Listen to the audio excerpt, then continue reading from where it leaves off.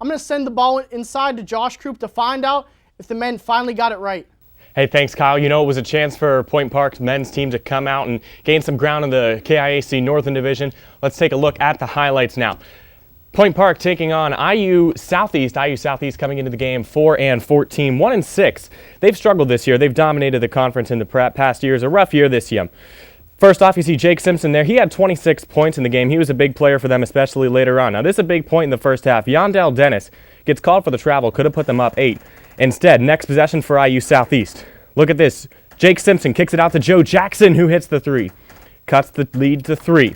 Next possession for IU Southeast. Brandon Bitt. He misses. Cayman Garrett gets his rebound, though, uncontested by Jeremy Williams. Hits the 3, cuts Point Park's lead to 2. IU Southeast would come back. They lead by 4 at this point. Here you see TJ Lanier hitting the jumper to cut the lead to 2. Point Park trails 42-40 at halftime. You see Cayman Garrett. He hit 3 3-point shots in that first half.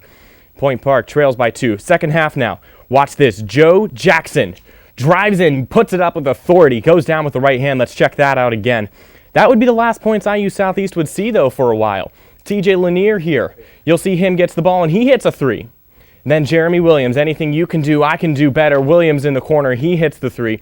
Puts Point Park up 10. They would go on a 4-minute scoring. They would go 4 minutes without scoring now. Barry Smith led the team in rebounds up to this point. Tries to get cute and goes up for the dunk, but misses off the back of the rim. Other end now. Now Smith has 4 fouls at this point. Devin White gets the ball, shoots the 3, and he's fouled, but he makes the 3, and Barry Smith fouls out at that point. He led the team in rebounds at that point. Jeremy Williams trying to start the comeback here. He drives, gets the M1, a chance to tie. And he misses his free throw. Williams, an 80% free throw shooter on the year, and he missed it. Williams again, down by 3. Instead of taking the 3, he takes the easy 2. Gets the 2 points. They foul Jake Simpson other end. He hits his first, but he misses his second. Here we go. The last seconds. Jeremy Williams, a deep 3 for the win. No, not quite. Couldn't hit it. Point Park falls. They fall to 11-9 on the year, 3-4 in the KIAC. Big moment there. Barry Smith fouling out. He had 13 rebounds up to that point. A really tough one for them to swallow in this game. They had a 10-point lead at one point, and then couldn't find their way later on. And so Point Park again falling 79-77 to IU Southeast at a really tough loss for them. Now, Josh, what happened to the team from the start of the year to now? Well, like the women's team, I think maybe fatigue setting in. They rely heavily on their starting 5 that they've stuck with the entire year.